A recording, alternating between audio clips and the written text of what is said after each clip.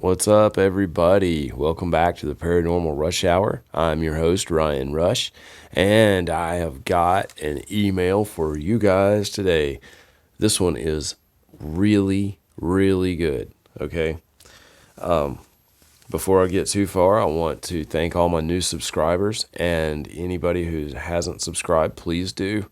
I would love to have you here joining us at the PRH. No, I try to keep things cool for you guys. And this one is definitely you're gonna like this. Anyway, I want to say I changed my art over here.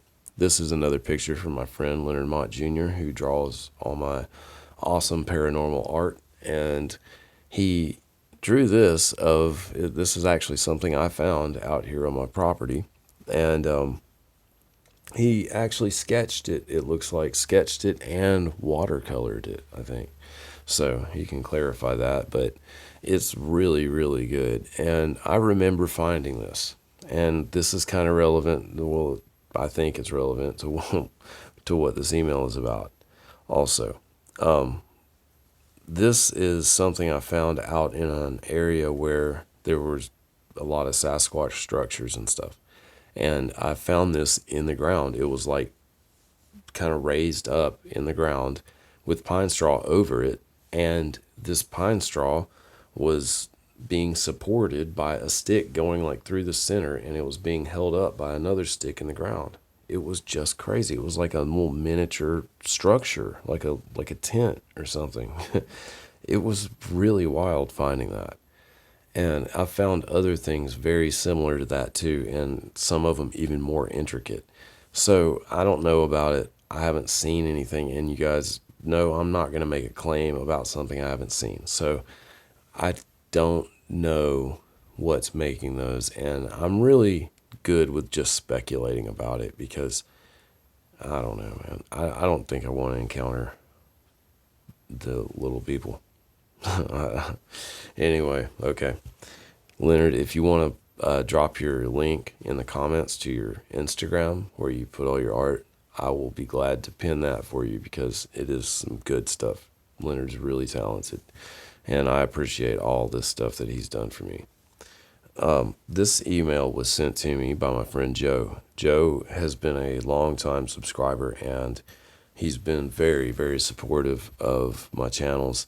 He always shares my videos and encourages me, and he's a really good guy, and I really appreciate all of that.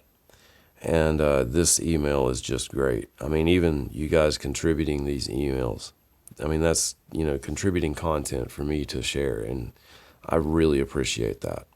So I want you to know that for sure. Anyway, this is really good, so I'm not going to talk much more about it. All right. Hello, Ryan. I had an interesting conversation with a neighbor friend, and once hearing what he talked about, I knew that I had to tell you and your viewers about it. I had recently watched your podcast on the little people, which I enjoyed. You are a very interesting friend. My neighbor and I were talking, and he starts telling me of an encounter which occurred when he was a young man of 17 years old. He told me he was walking through the woods on a game trail during springtime.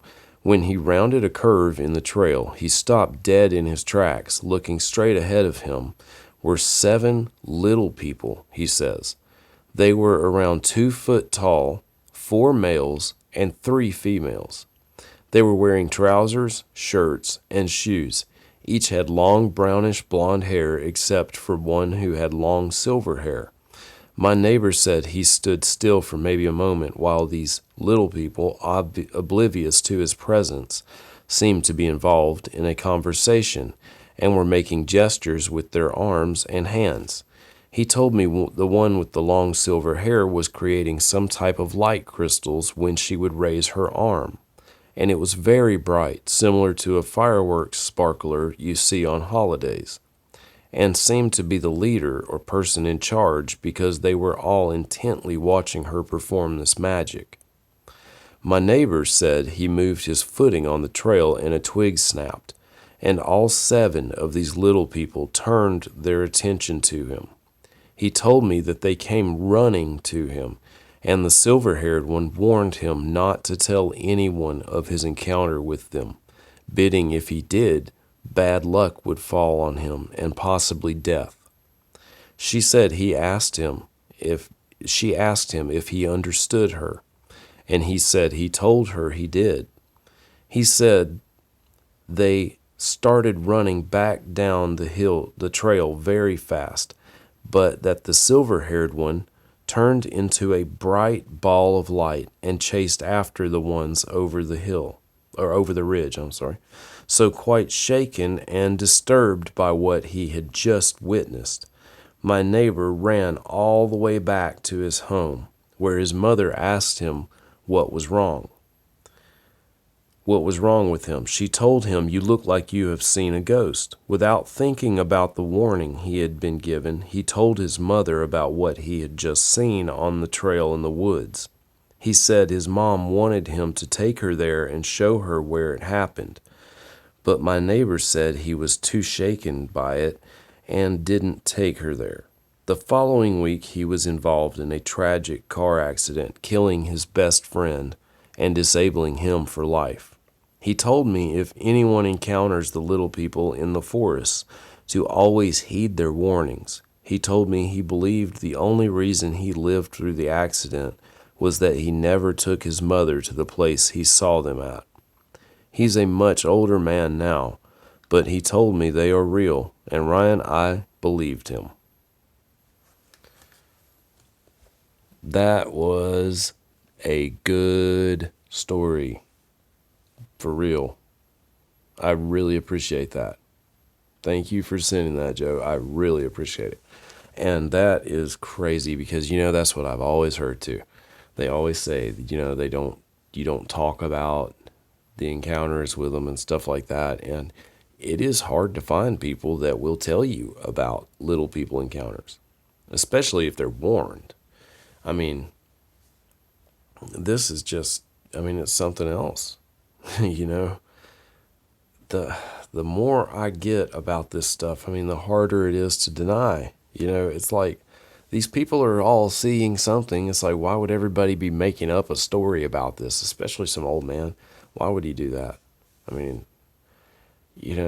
That's the thing. And the Native Americans, throughout history, they have recorded these little people. And there is tons of evidence recorded evidence of them abducting people. That's another thing. That's another really crazy thing too. There's so much going on that we just don't see, that we don't know about. So anyway, you guys let me know what you think about this. And if any of you guys have anything to send me, please do send it to paranormalrushhour@gmail.com. And I will get it and I will check it out. So until next time, thanks everybody for watching, and stay safe and take it easy, and I'll see you guys soon.